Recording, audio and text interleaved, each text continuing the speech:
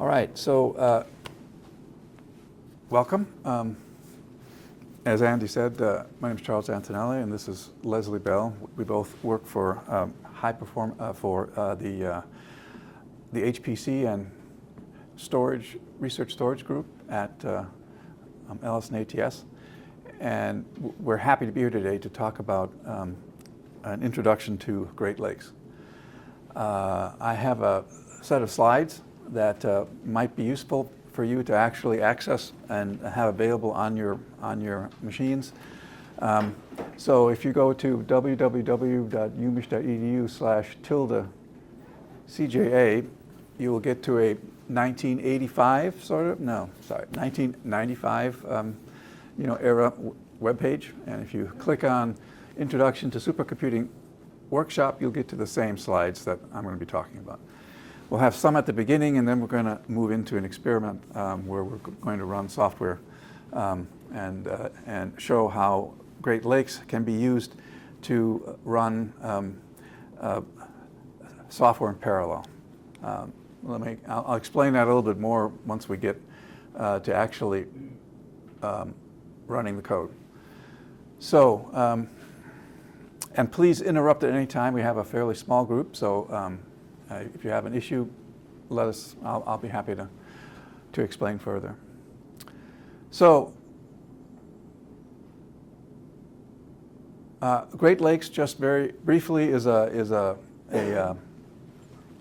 high-performance computing cluster. If you've not executed on one of these before, and it's operated by the folks at ARC, basically.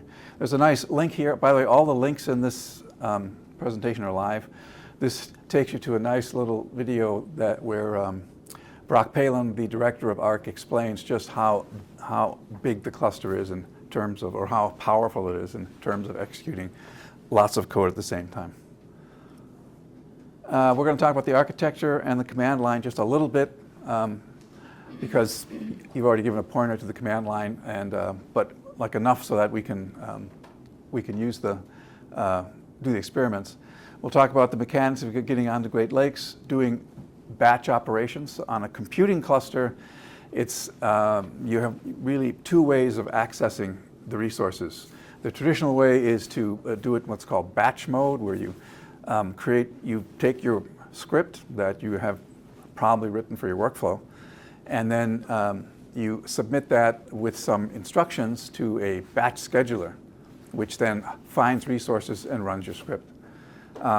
We'll also talk about interactive operations, where you can open a graphical desktop on a computing cluster, which you'll want to do with your application if you want to run it like interactive mode. All right, so the architecture, real briefly, so this diagram shows a number of compute nodes. They're all the same. They all have 36 cores at least, a bunch of memory, and then a little bit of local disk. And they're connected to each other via a very high-speed network. You don't get on those directly. Folks log in onto the login nodes if you're using batch mode.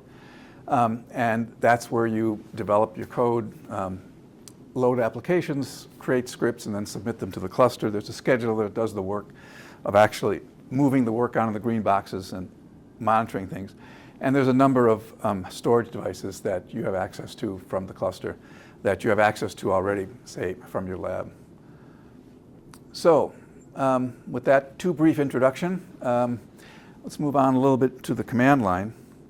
The only thing I want to point out here is, in addition to the resources that you've already got, there's a very good book that if you want to find out more details about the command line, this is it. There's a Creative Commons licensed version of it. You can download for free right now if you want to. There's a PDF.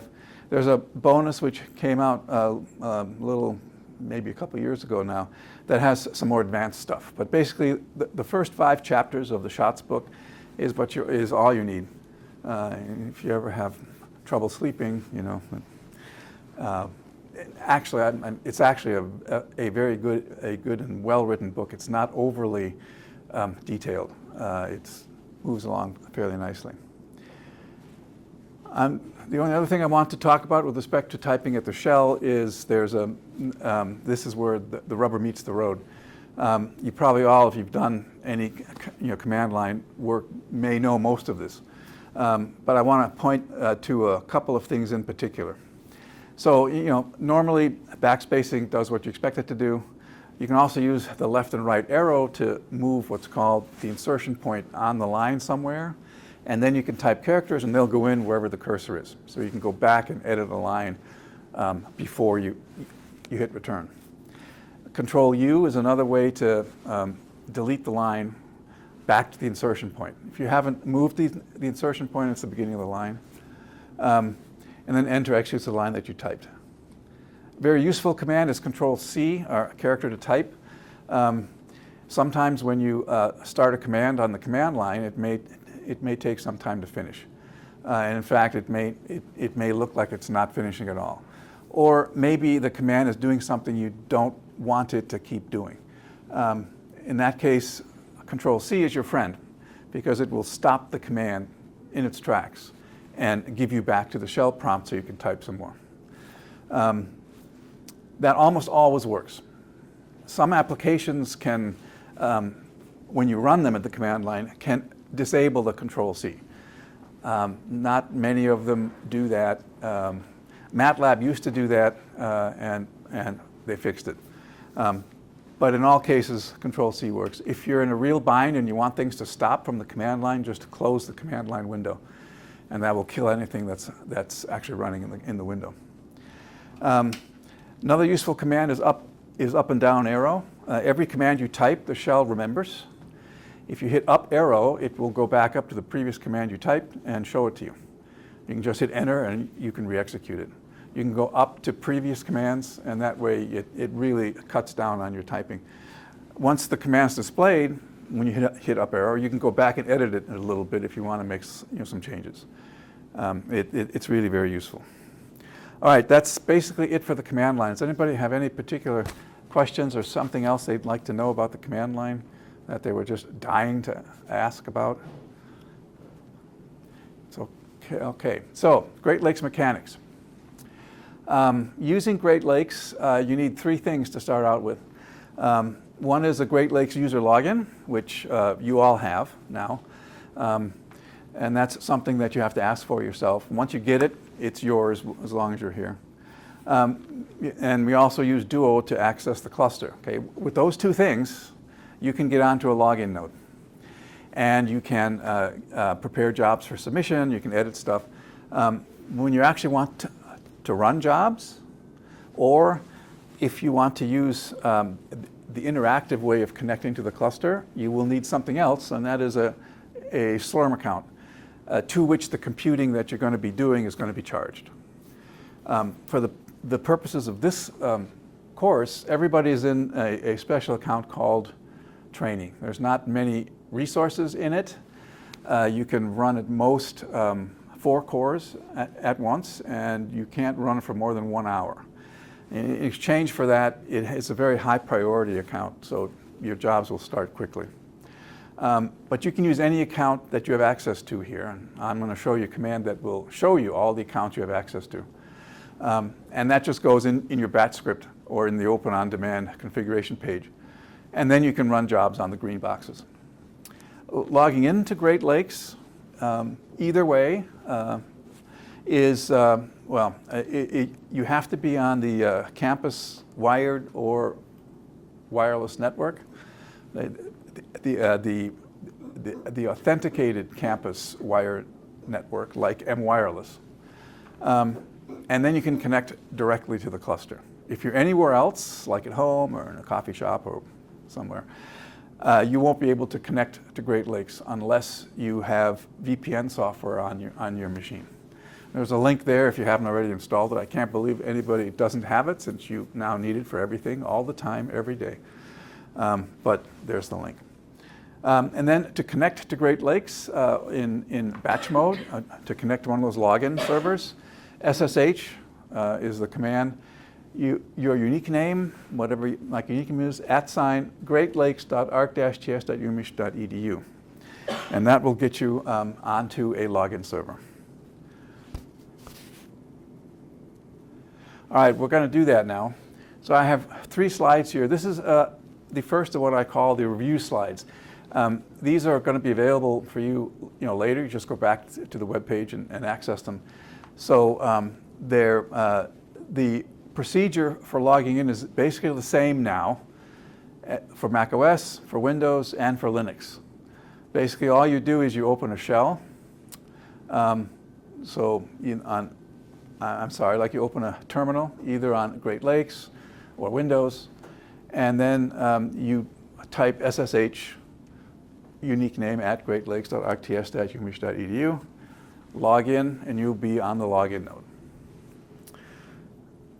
So presumably most folks have Windows or Macs, right? So you'll be using either one of those. I've got a Mac here, so I'm just going to demonstrate this quickly. I've already done it, but you can here on a Mac type quick window.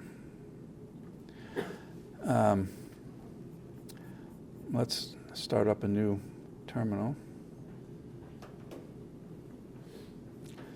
So now I have a window here. All you type is, let me make it a little bigger, SSH, and then very important, your unique name here, and then greatlakes.arc-ts.umich.edu.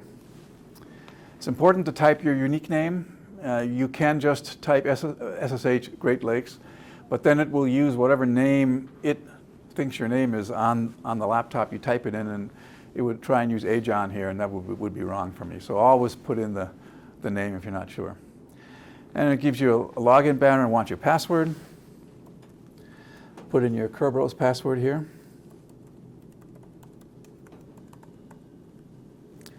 And then your Duo. Select whichever Duo option you want, and then use Duo to authenticate.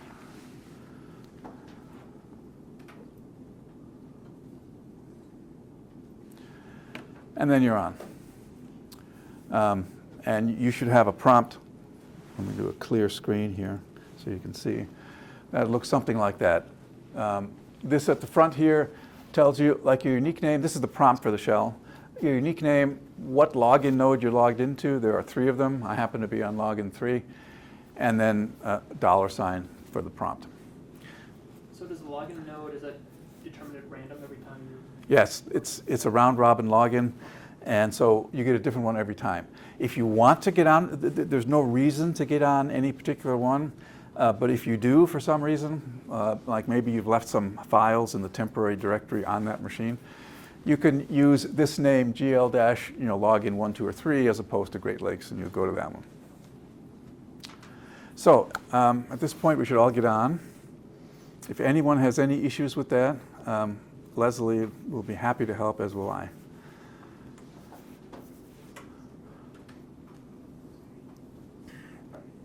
Anybody else?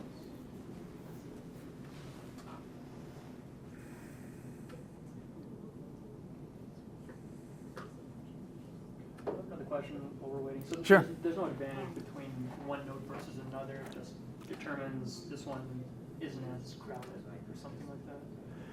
You mean a compute node, or? Yeah. So the question was: is there an advantage to picking one green box over another? Sometimes when a compute node is heavily loaded with other users' jobs, they can impact your runtime. In fact, we will see that when we run the 2-job example. You'll see one of them finish before the other one, and they're doing the same thing. So in that, but in general, you have very, very little control over which node you end up on. And you also have no control over what the conditions on the node are. They change as jobs start and finish. So in general, there's no advantage to doing that. There is an option that I can show you when you submit a batch job where you can say, I want my job to go on to this node. And then it'll go on that node. If that node is busy and can't accommodate your job right now, your job waits until the node is done doing the previous user's job or jobs. But that's a good point. Yes, sir? Will the temporary file created on the specific node be deleted after a certain period of time, or it will? Yes. So the question was, are files in the node temporary directory file system deleted automatically? And yeah, they are. After a week of inactivity, they will be deleted by Linux. And we'll talk about that when we look at the file systems. There's another thing with the temporary. So temporary file systems have an advantage and a disadvantage. The advantage is that they are fast because they behave like a local disk on your computer. Also, the nodes have a smaller solid-state disk as well if you need really high-speed stuff. The disadvantage is it's totally unmanaged space. Anybody can create files there. You don't know how much space is there. You can't delete anybody else's files. Files you put there are deleted after a while. And there's a different temporary file system for every node. So unlike Turbo or your login directory where there's one copy everywhere, you have n copies. And so if you're running on one node today and you put a bunch of stuff in temp, but then like your next job goes on to a different node, it doesn't see that. You got to manage that yourself. Everyone is now on who wishes to be on. Excellent. That's great. And I'm going to leave this window alone. All right, put it here. I'm going to use this other one, which is a little bigger.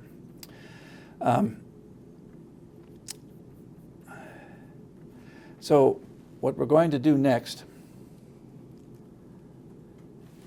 is this command. I apologize for the small text, but if you copy this in its entirety from this screen and then from the web page into your command window, it will copy the contents of the flanker directory into your home directory. This character at the end is a tilde. It's an abbreviation for my home directory.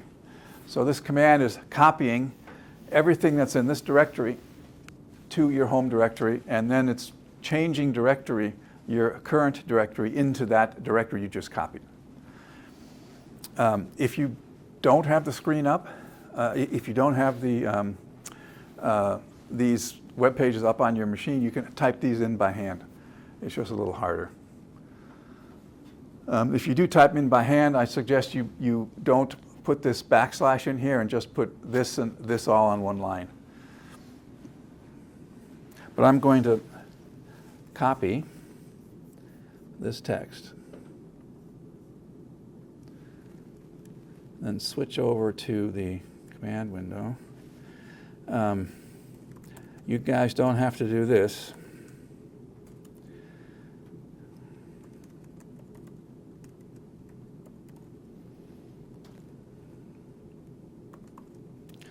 But I've been doing some experiments, So now if we paste in here, it's now copying the contents of that directory. The -rp argument just means, R means copy the entire directory.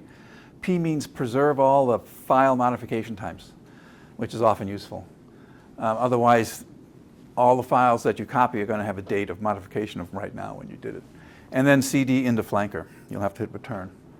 So if I type a PWD here, you'll see that PWD shows you your current directory. And this is my home directory, and then in there is a directory called flanker, and I'm inside that now. If you were to type ls, you should see something like this. A bunch of subject directories, and a batch script, and a command that we're going to talk about in a little bit. All right, so if anyone has issues with that, let us know. Sometimes the copy takes a while, so that's why I had us do it now as opposed to later. Charles, I'll just say something so this doesn't seem so strange. What is flanker exactly? It's a very simple neuroimaging experiment. So there's two conditions. There's integer and conjugate. In this case, we just have 6 subjects. And the way it's organized, every subject has an anatomical image, a functional image, and some kind of onset const file. And then there's a bunch of other supplementary scripts and metadata that's included in there as well. But that's what we're working Oh, okay, thanks. And we'll take a look at this later when we run code. All right, so very briefly, Great Lakes has, so here's some more introductory material that's going to be useful for you, and then we'll get to the lab in a minute. So Great Lakes has a lot of software that you can use that we've built that's both licensed and open source. You basically load the software with a command called the module command, because none of it's available by default. You have to run it. So if you wanted to run this application that we're going to run in a minute, it won't be there unless you load its module. This is again a reference slide for how the module command works. We're just going to be saying module load FSL. FSL is the application. Once we load the module, that will make the software, the FSL software, available to you, and you can then run the commands that it provides. These other two, module keyword and module spider, if you have a sort of a rough idea what kind of software you'd like to use, but you don't remember its name, but you remember something about it, you can use these to try and locate it. And then, like the rest of these, we're not going to really be using. Module purge is a command that module list will show what modules you currently have loaded in your environment. Module purge will delete everything, all the modules, and so you're back to nothing. There's more to say there, but that's a reference slide. This goes back to your question. So you all have a home directory by virtue of your user login that has an 80 gigabyte quota, and most people will use that for most everything they do. It's not great if you're running large jobs or jobs that generate a lot of data. In that case, there's a scratch directory, which is standard across all supercomputing centers. This allows very large files, very large numbers of files. There's a 10 terabyte quota, and that's very well matched to running very highly parallel jobs. Data rates are high, and you can have very large files being written to in parallel. It too is not a permanent storage system, so files are deleted out of there if you have not used them in 2 months. So most users will process in here and then copy the stuff they need somewhere else. The temporary disk we've talked about. You've probably all used turbo storage already. Turbo storage to Great Lakes looks like your home directory, but it's stored on a different file server, same technology. This is also permanent storage, and that's where you would typically put your data. You can also compute directly out of turbo storage if you want. This is all the remote file systems attached to Great Lakes are basically NFS-mounted file servers. They all look the same to Great Lakes. They have varying characteristics. For example, there's something called Locker, which is not mounted everywhere and has some limits on how small the files can be, but in exchange for that is a little bit cheaper, and so on and so forth. There's a nice storage finder here that if you ever are curious about which ones of these myriad file systems might be best for storing my data, this tool will actually tell you that. Sir? Hey, these volume names, are these just we're going to create those directories? Is that right? Like we go NFS turbo volume name? Yes. When you ask for a turbo volume, a volume name will be created for you. That's typically, so like an LSA, researchers, they start LSA dash and then your unique name. If you're in a collaborative research project, sometimes you can have them named to be the name of your project. But those are static names which are created at the time that the volume is provisioned. I don't know if you said this already. Have those been created for us already with the volume? Or? No, turbo storage is not. Those are you get turbo storage by actually requesting that it be provisioned. So there's a certain cost per month for that. If you are participating in the RCP, the research computing package, there is 10 terabytes of turbo in there that you can get as a researcher at no cost to you. And in that case, those turbo volumes will be named NFS Turbo, your school dash your unique name. And I can, you know, in fact, let me show you here. If we go over here, and you all can do this too. If you if you say ls/nfs/turbo, there are all the existing ones. Okay, there's a whole bunch of them in here. And you can see the LSA ones, and the Michigan Medicine Engineering has some. And they're all basically now the name of the unit and whoever. So, but it won't appear automatically. You'll have to ask either for RCP or for a turbo volume explicitly. Okay, let's move on. Again, this is a reference slide too. We already did a copy command, but this just shows you all the options you have for copying data between your laptops or your lab machines and Great Lakes and back again.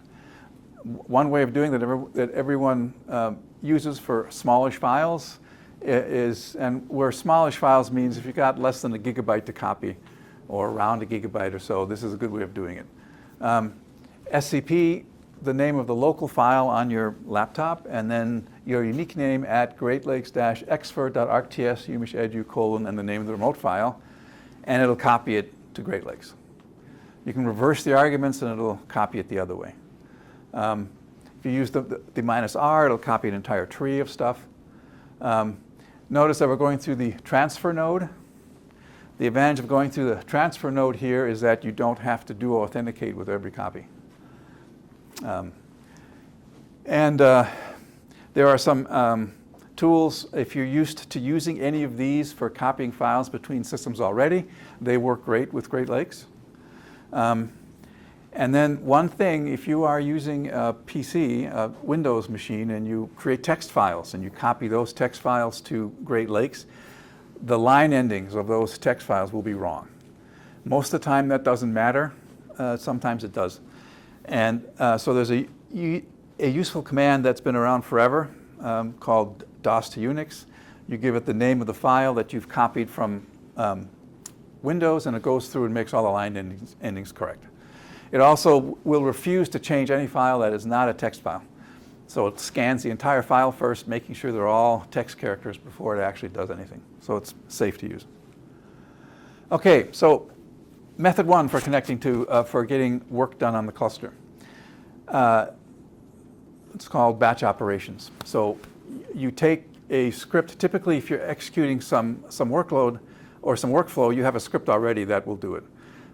Or you can create one that says, here are the commands I want to run. As an example, here's one where the commands I want to run are, I want to load the R interpreter, and I want to run the R interpreter on a script and get the output from that. This is what I would type interactively if I wanted to do it on the cluster, right? And so, like ahead of that is a set of options where this is basically telling the scheduler what resources you want to use and how long you want to use them, and a few other things like that. Once you create that, you then submit it with the command, and it goes onto the scheduling node. The scheduler will decide where it goes. It'll find resources based on what you asked for and what everybody else is trying to use, and then it copies the script to whatever node has been allocated to you and executes the script. It will scrape everything that the script produces and put it into an output file. We'll see that. Because it's not running interactively, the stuff that normally goes to the screen while your script is running is going to go to these files.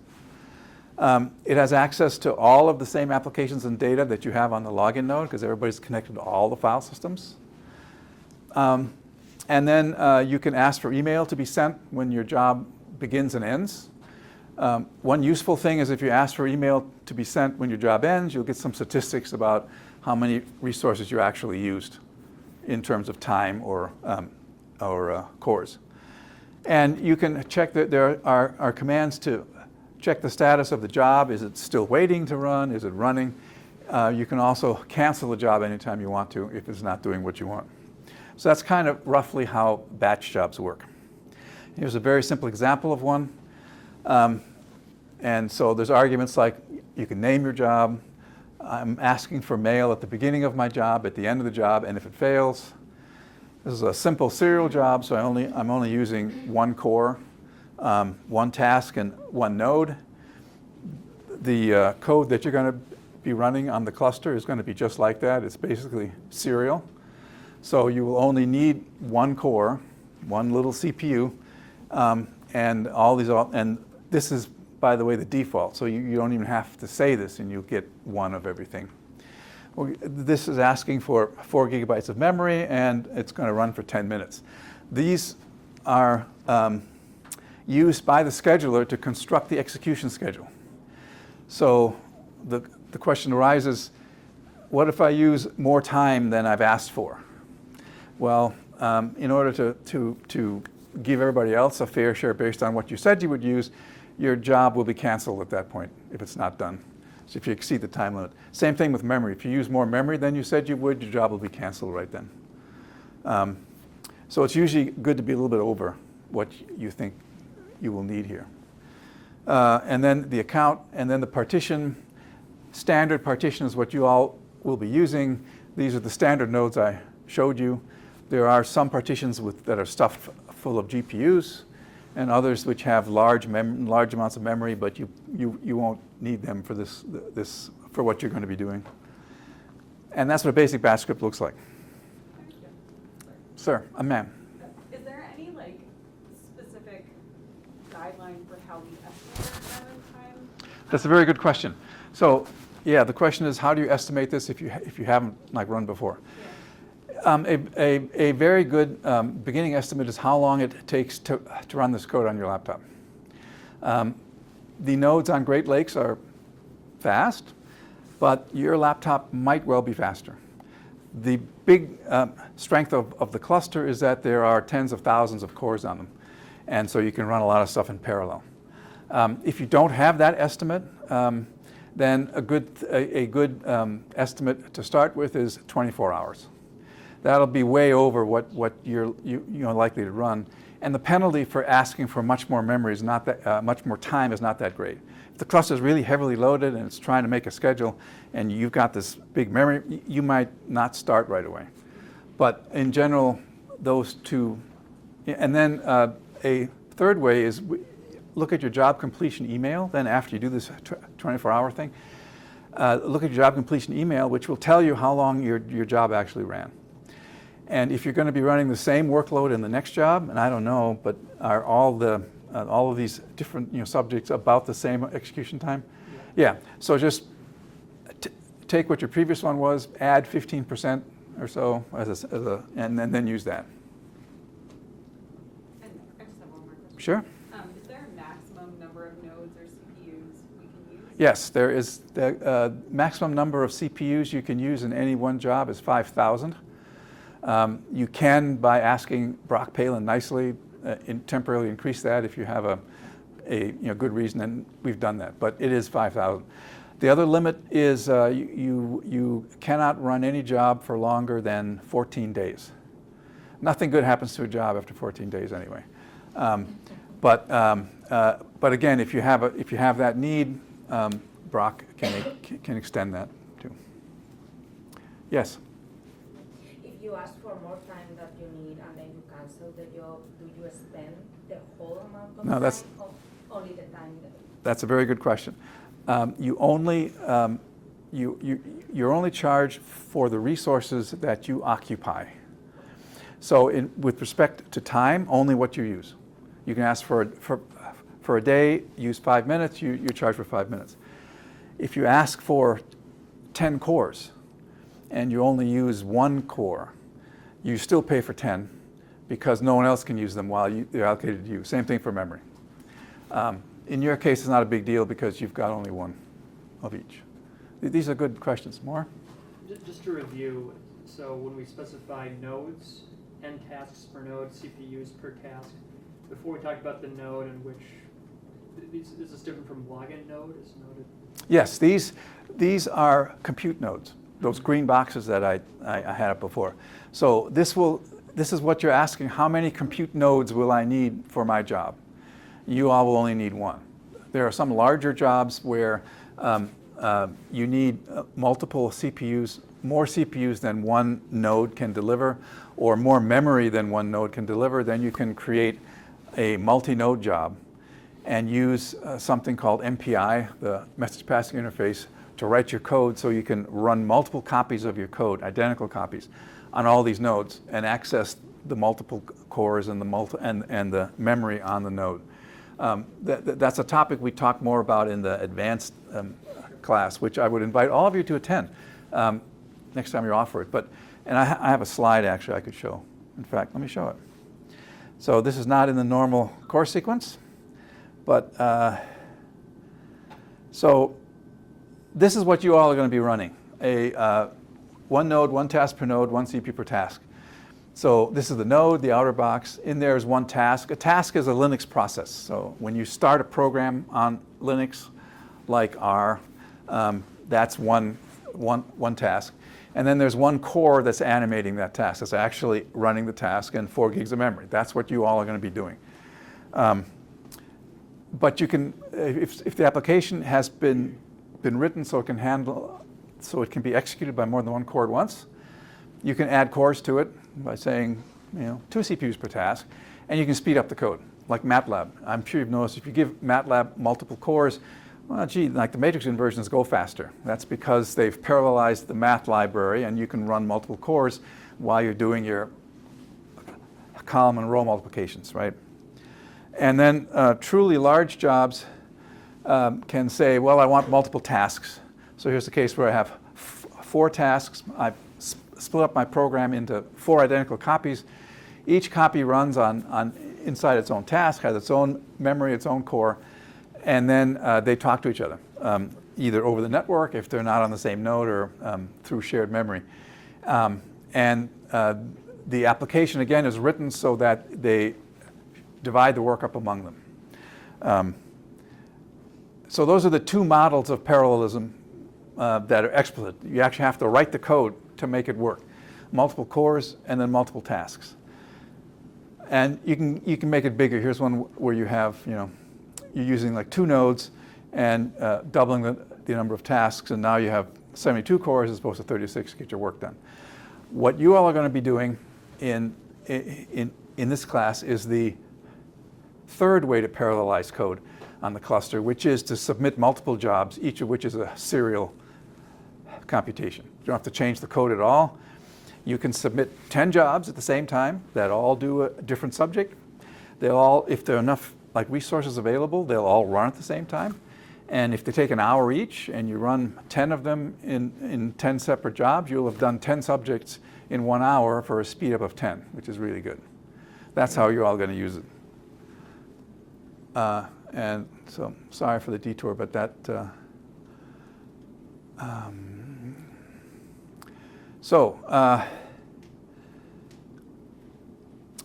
The commands that you're going to be using: sbatch to submit the job.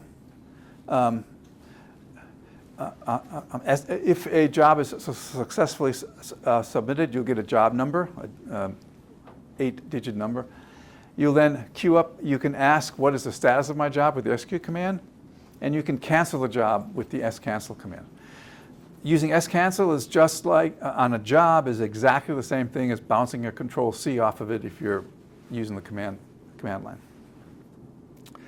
So now we're going to do a lab, which is to execute the flanker code. Did you want to say anything before we do this?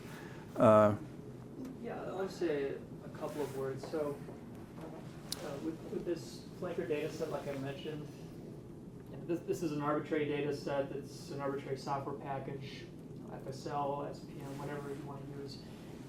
And this only has 2 conditions.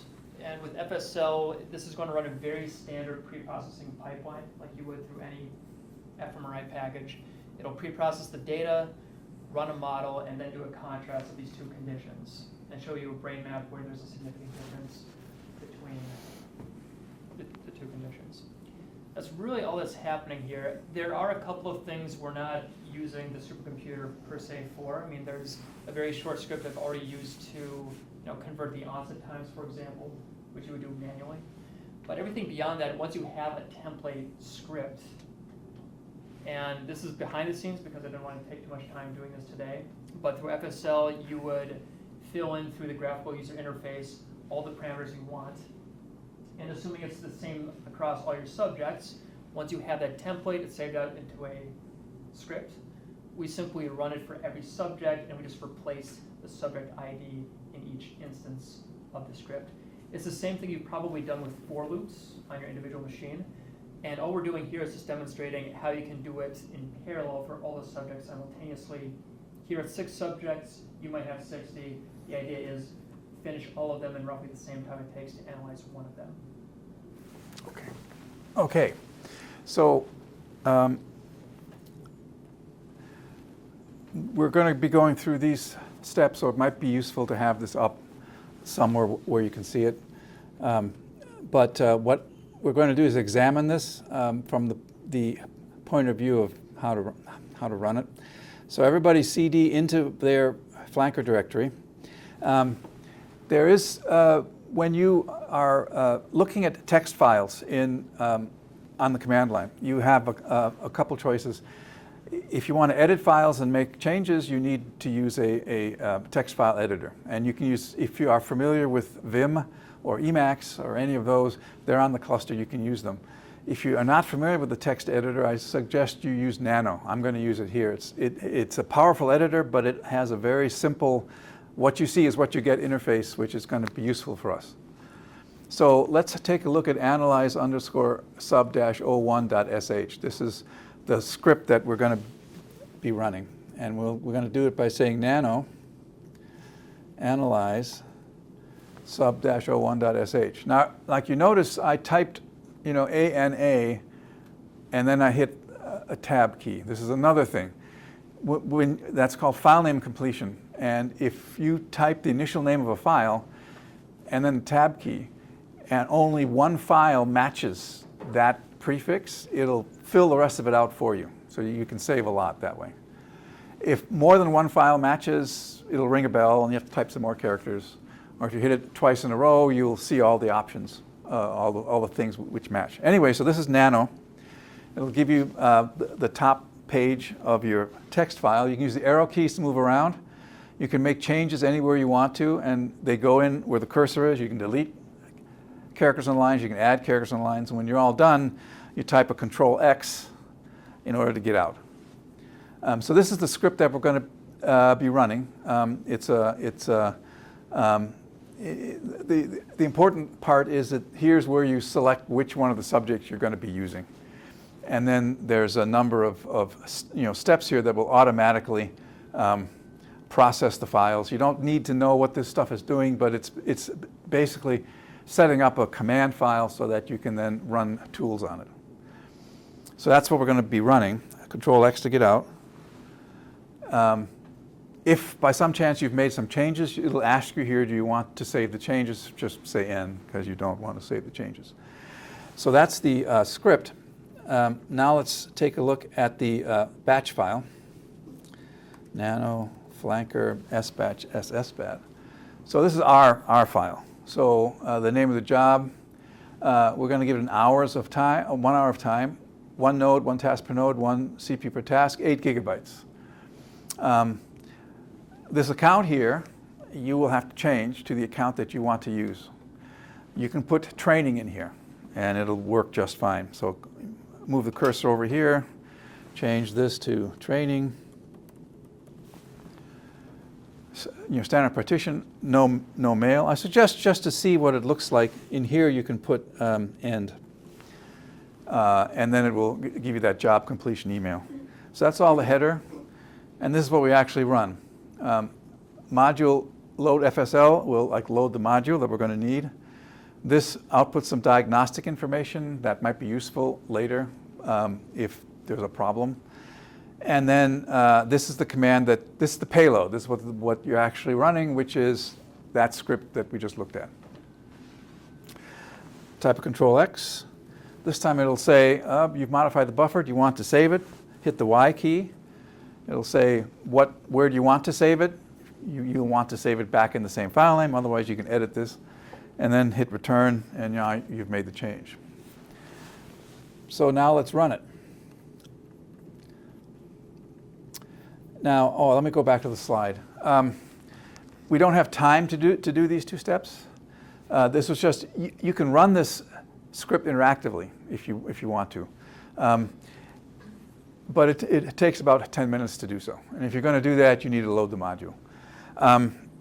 It is not a good idea to run stuff on the login node that takes more than like 5-10 minutes to run, because it's a shared resource. And the operators will notice if you're running a lot of stuff on the node and send you hate mail and stuff like that. So the sbatch command will make your stuff run on the green nodes, which is what you want. So let's just do that. Sbatch. We're going to run our first job here. One last thing, the contraction exclamation mark $sign means the last argument of the last command you typed, which is often the right thing you want, and save you typing too. So there's the batch job. It's been submitted. There's the job number. If I type SQ, this will show all the jobs that I have currently in the system. This is the one that counts. So this job here is being run under the trading account. It's in state R, which means running. It's consumed 8 seconds so far. And it's on one node, and it's running on node GL3052. We can SSH to that node. You can too. As long as you have a job running on a node, you can SSH to it. And once you're over there, now we're on an actual compute node. The prompt is changed to the name of the node. If I type top, this is what the node is running. It's running 14 separate jobs for different users, including me, right? So if you say you, and then just type in your unique name, you'll see what you're running. And so right now, this job is running Flirt, if I'm pronouncing it correctly. Yeah, that's FSL's linear registration tool. Kind of a weird command, sorry. No, and it's using one CPU, almost all of it, which is good. If you have a multi-threaded application, multiple cores per task, this will be greater than 100. But in this case, it's going to be sequential. And if we were to watch this for 10 minutes, you'll see the command change as it's going through its processing pipeline, and eventually this will go away. So this just gives you a warm feeling that it's actually working. At least it does for me. See, now it's running Slicer. Control, this is one of these commands that you can stop with Control C or just a Q, and then exit back out of the login node, and you'll be back. Exit out of the compute node, you'll be back on the login node. Quick question. So when you SSH into that node, which is running this job, is that where all the intermediary files are being generated? Yes. Temp files? Okay. They're being generated there, but they're all going into the login directory. Okay. And that's an NFS mounted file system, so there's only one of those. You can also, if you type an SQ command again, you can see that it's now consumed about 2 minutes. If you type an LS in here, you will see that a file has appeared called slurm-yourjobnumber.out. This is where Slurm is keeping the output that your script is producing. There's a little bit of a lag, but it's generally fairly up to date. It's a text file, so you can look at it. There is a command called less, L-E-S-S, that is useful for showing long files, a page at a time. It's not editor, it just will show it to you. And you hit the space bar to space through it, and you hit a Q to exit. For very short files, there's the cat command for catenate. It'll just spray the whole text file out onto your screen.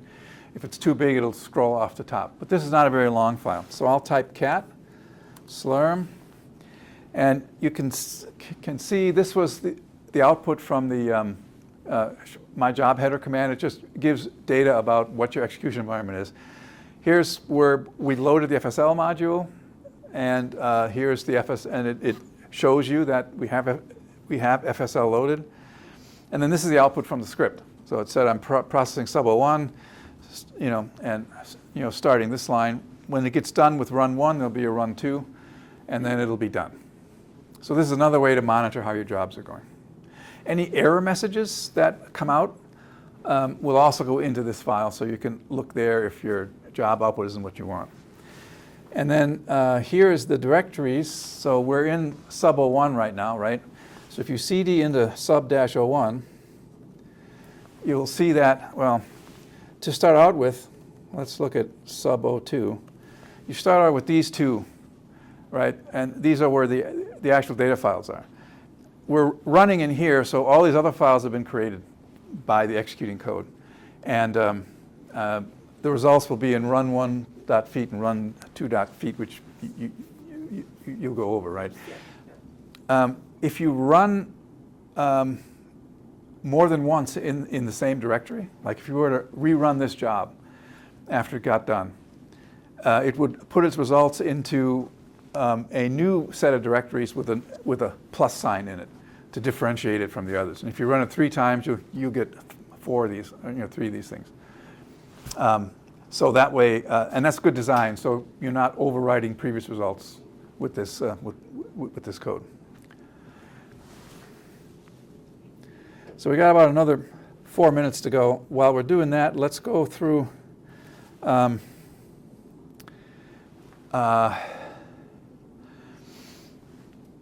real power of this is that you can submit multiple jobs. And so these steps will let you create a second analyze script called analyze sub02.sh. The only difference being it is pointing at subject 02 instead of subject 1. And then you can create a new flanker batch file that then that then runs this command instead of you analyze sub01.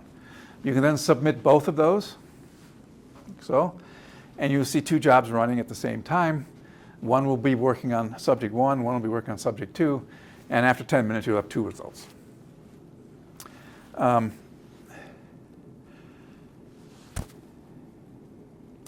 Just some quick useful commands. The My Accounts command will show you what accounts you can run against. You just get a list of them. My Job Estimate is, I'm very sorry for this, but this one escaped.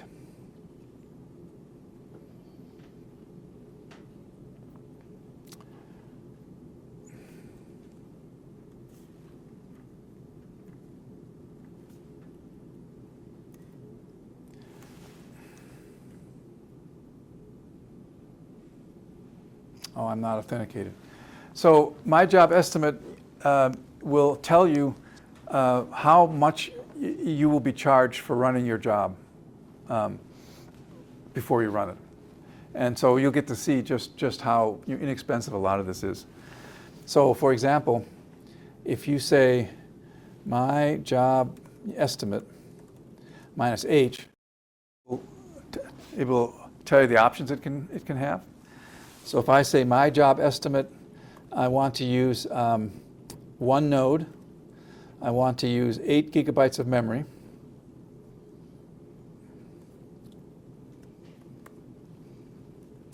And I want to run for an hour, which is what we specified for our job, 10000. And 1 core. It will tell you that if this job runs to completion, if it takes a full hour, it will cost 2 cents. They've improved it, so now it will give it to you out there as well. So, and the job only runs for 10 minutes, so it's like a fifth of that, a sixth of that. So it gets expensive when you have hundreds of cores that you're running. Other than that, it's fine. Yes? I have a question. So do you know which account will charge for this money? Like we set an account in the S batch as well. So like which account will? So whichever account is in the -- account option in your batch file will be charged. So if you put in training, the training account will be charged. If you put in some other account, that account will be charged. Was like Oh, yes, it's smart enough to not let you do that. But you can, so for example, if you type my_accounts right now, these are the accounts I can run against. And so there's, quite a lot of them, but you should have a training account. And then any other account that you see, you can run against. Now, of course, if it's your advisor's account because you're doing it through RCP, it might be a good idea to tell them, hey, I'm going to be doing this. But yeah, yeah. All right, let's see what we have. Yeah, okay, the job is done now. And and you can tell that the job is done because when you do the SQ command, the job has vanished from here. Now, I'm going to type saccount. This is a command that will show you every job that you have run that completed today. There's lots of other options, but this is almost always the one you want. So this is a job I ran here, see? And it gives you a completion summary that doesn't say very much. It just says it completed, and it completed successfully. That's what the 0:0 means. But it does give you the job number, which I had forgotten. So if you grab that job number, and now you type my job statistics, and give that job number, oops. Let me go back up here, grab this guy right here, Control-C, come down here, Control-V. This will tell you what usage you made of the resources that you asked for. So in particular, you used 90.5% of the CPUs. This is a very good number.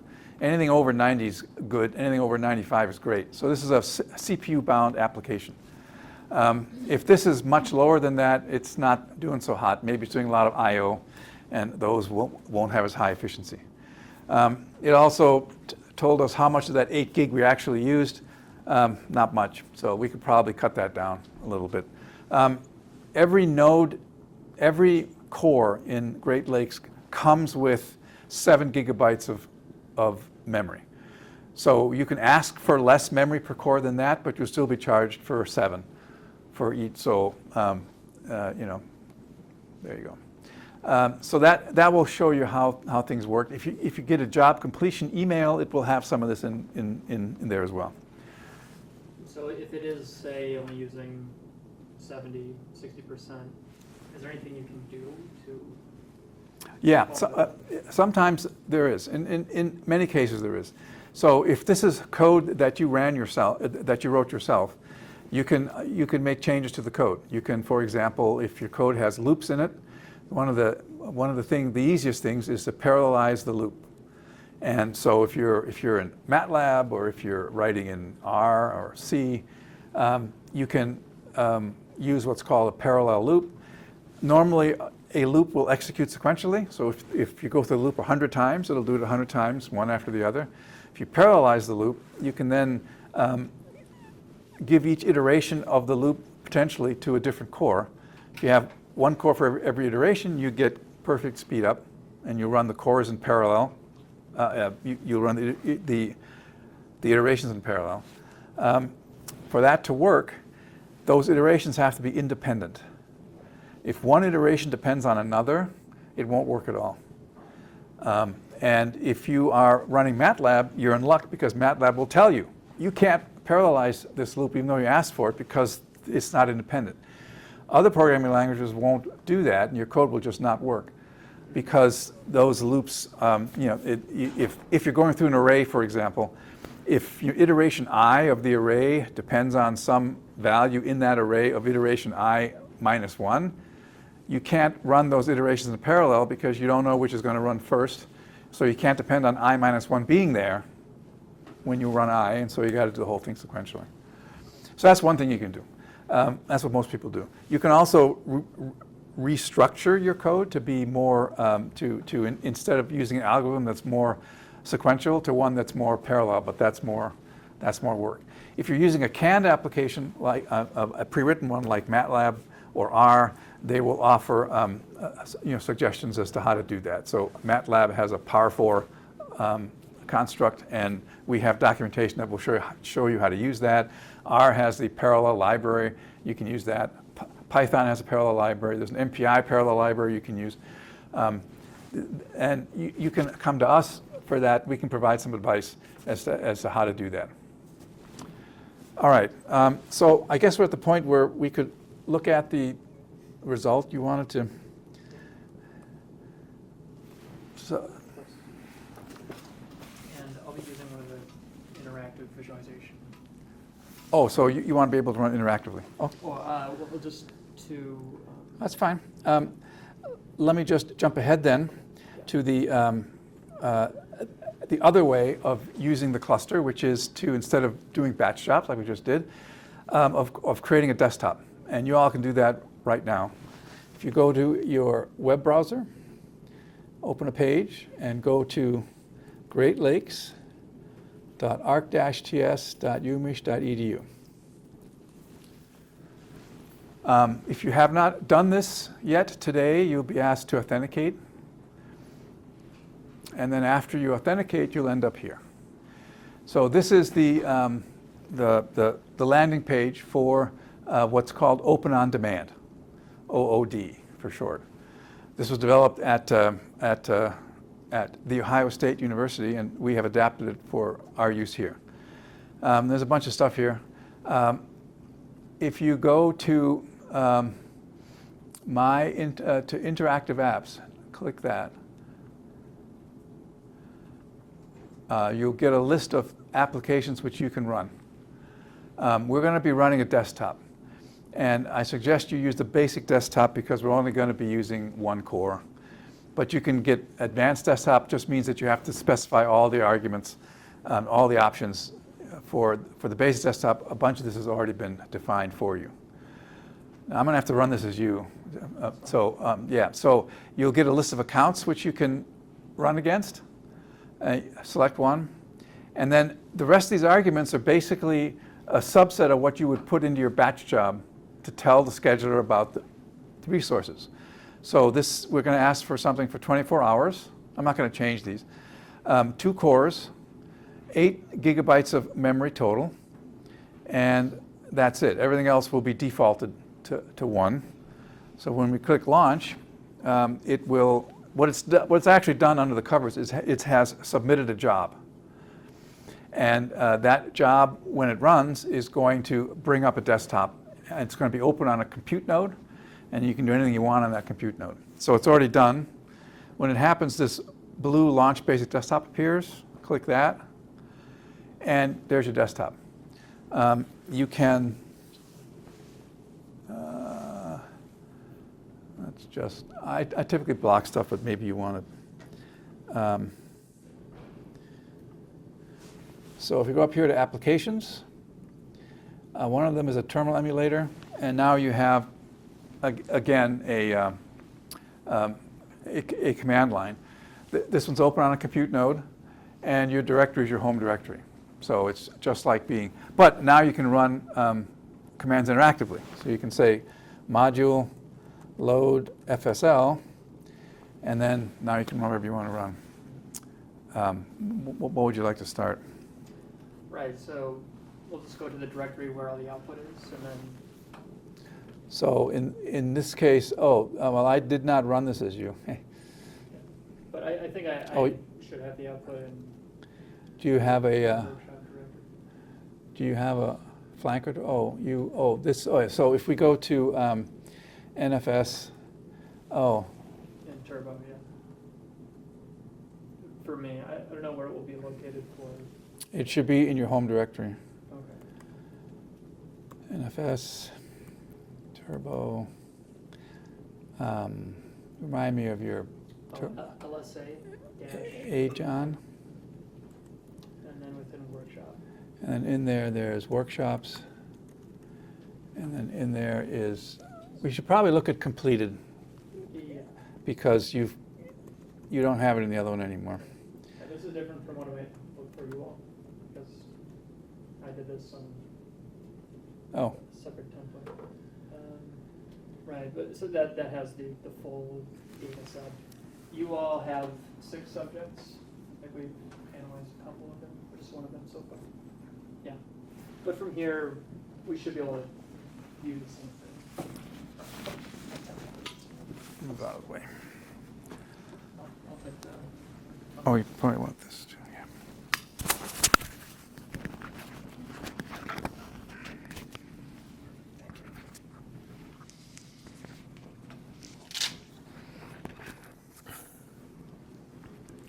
Well, Charles has done the heavy lifting. I'm just talking about the output after all of that work. This is where the actual rubber meets the road. Yeah, right. But all of the pre-processing, all of the model fitting, all of the contrast estimation should be finished for subject 01 at this point. And so again, this is going to look slightly different for me because this is in a directory that has all the subject analyzed, but you should see something similar in your home directories. So do people see where their flanker output is right now? Are you in that directory? Okay, very good. So if we, let's say, cd into sub 01, I'm assuming everybody has something that looks like this with run 1.feed and run 2.feed. By the way, let me make this a little bit, yeah. Now with FSL, and again, I'm not trying to make this an FSL specific course, it was more or less chosen at random, but you will want to look at the output on the different pre-processing steps, just like you would in any other software package. So at this point, if we say go into run 1.feet, okay, excuse me. And you see all of these different output files here. What I find most useful to look at, and this is specific to FSL, but you also have similar outputs in SPM and AFNI. There's a directory here called log, or logs, excuse me.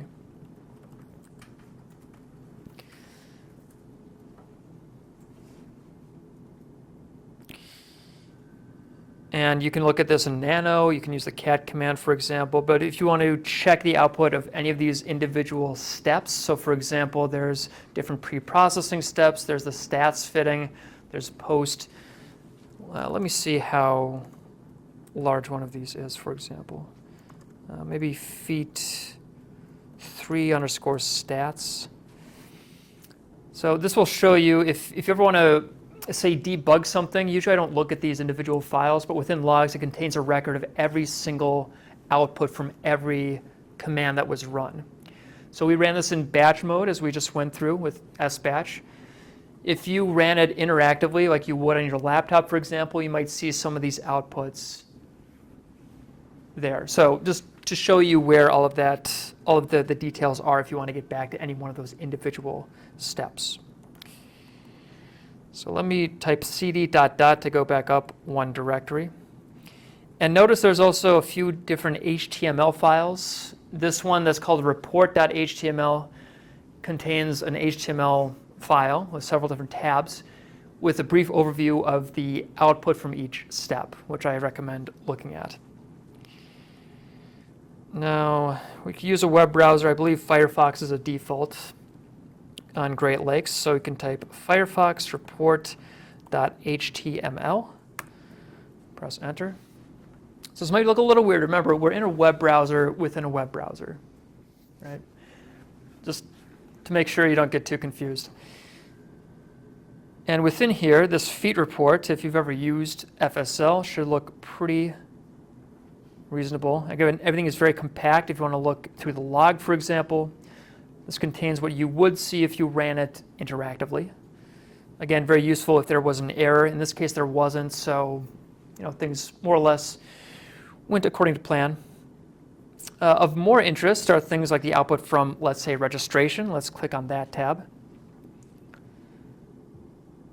And here it's useful to do some troubleshooting just to make sure, for example, the red outline matches pretty well the outline of the underlying brain anatomy. So this suggests that the skull was stripped correctly, so we're only looking at the cortex, and that there was good registration between your functional data and your anatomical data.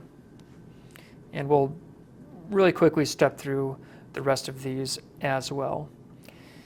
Prestats, for example, you have things like your motion parameter estimates. Again, is this above, say, half a voxel size? If so, maybe that's an issue with motion. You might want to do some kind of filtering or otherwise maybe sequester that particular run if you think it might be contaminating your data.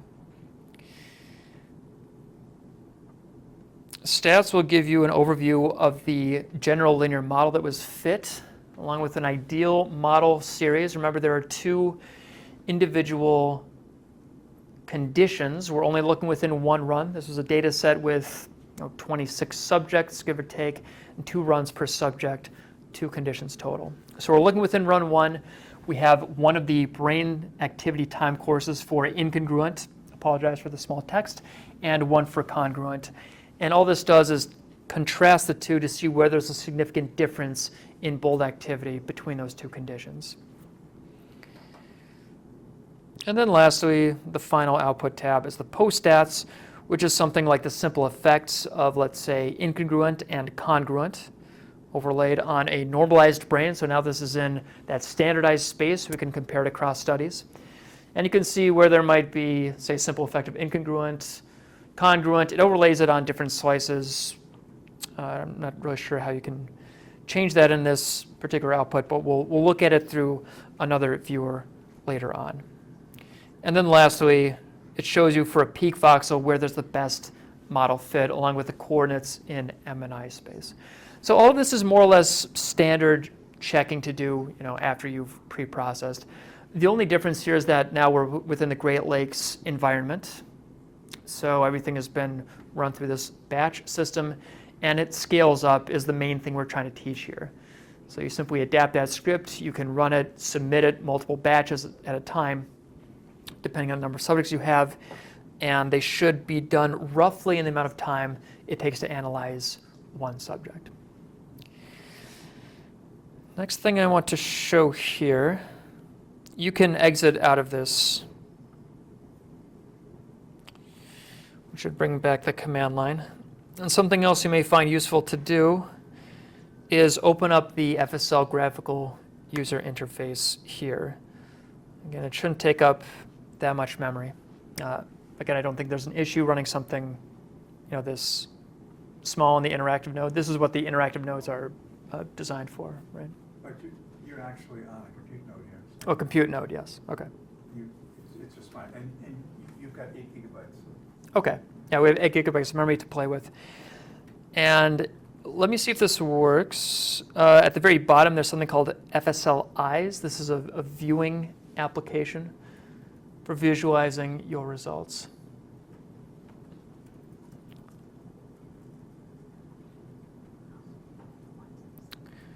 If it doesn't work here, that's not too big of a deal.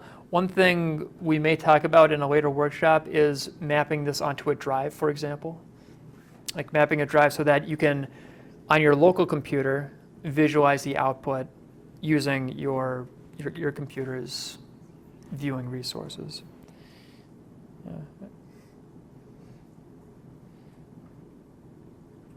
But for example, just to give you a sense of how you might want to use this, or you can just see some of the options here. Again, I wouldn't recommend actually running this on this compute node, but if you wanted to create a template script, again, this was something that I did kind of behind the scenes. It does take a while. You would fill in each of these different parts through this graphical user interface. And I'm not suggesting you click go or anything, but you would fill in these individual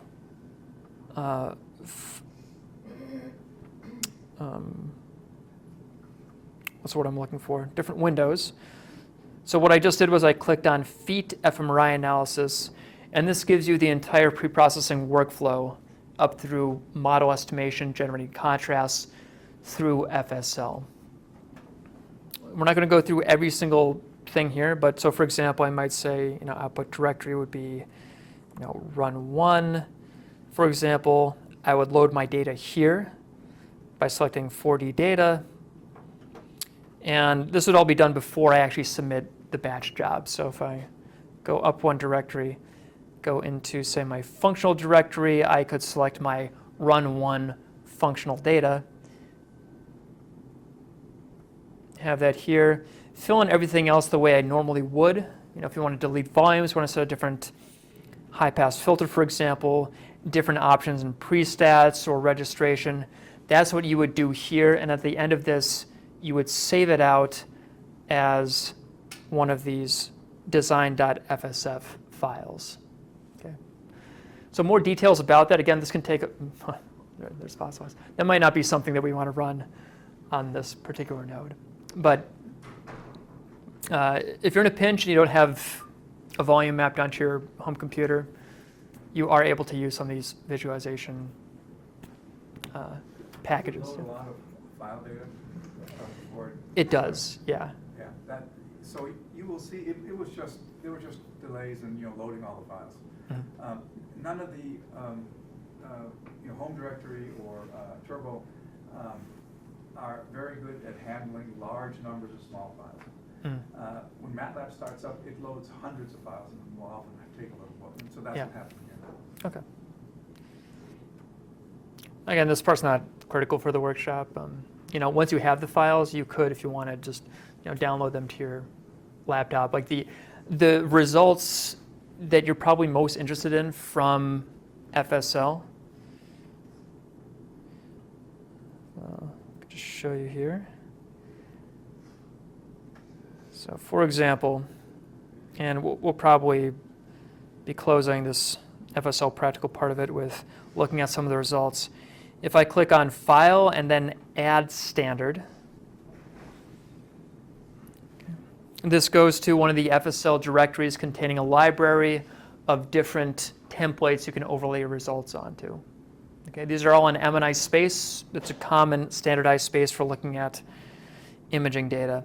Really, you can use whatever you want. I'm going to scroll down, select MNI 152 1 millimeter, so it's 1 millimeter resolution, and then click Open. Once this is loaded, if I click on File again, Add from File, notice I'm within my run 1 feet directory. This is within sub 01. And within stats, for example, probably the most useful thing to look at would be these either Z-stats, T-stats, depending on how you want to look at it. Pretty similar at this point. I'm going to load Z-stat 1. Sorry, excuse me. Let me go back to File, Add from File. Run 1 feet. Reg.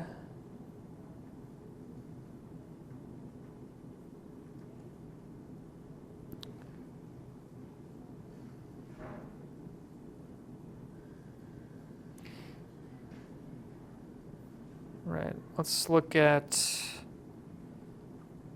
thresh.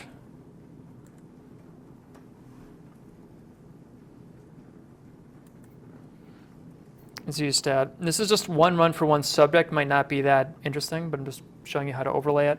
This is, so what I did was within File, Add from File. This is within the run 1 feet directory. There are these thresh Z-stats, which are in standardized space, which you can then display on this template brain. You might want to look at, you change the grayscale, for example, to red-yellow, see the strength of that effect. Again, not too informative just for this one particular run, but this is how you could then look at the results and the output from each individual subject. Once you run all of your subjects, or a subset of subjects, you could then do a group analysis. We're not doing that here today. And then overlay those group level results onto this template brain as well. All right.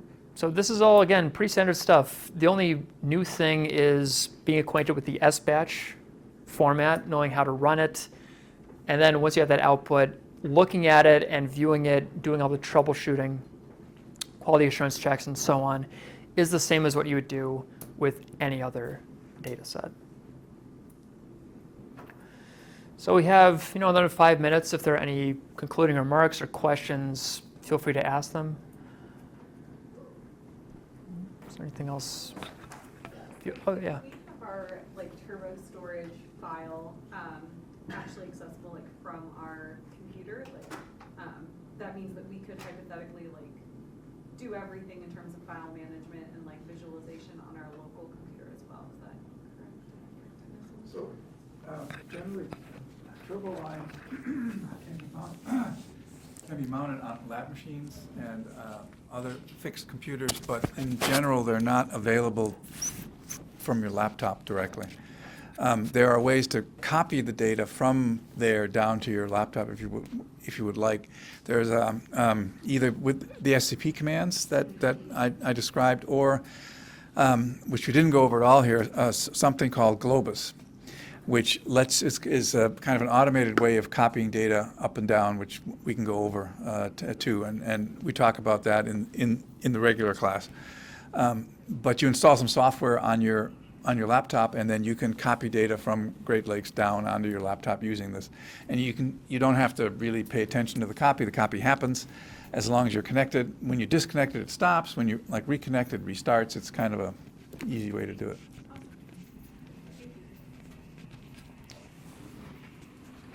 Anything else? I'd like to leave us with this. So again, this is the first supercomputing workshop we've held here in a while, and we're trying to make it specific for people who do neuroimaging. So as time goes on, maybe sometime next semester, if you'd be willing and available, I'm curious just to make a quick poll, or just what would be the next step you would like to see in this series, or do you have any recommendations about what the next logical step would be? For this? Well, yeah. We didn't go over everything. So there's a way where you can fairly semi-automatically write one script that will run all of those subjects in parallel. You don't have to write 8 scripts, change all the things one by one. You write one script. In fact, I have it prepared, but we don't have time to go through it. That will automatically launch them and run them. So that's one thing. Okay.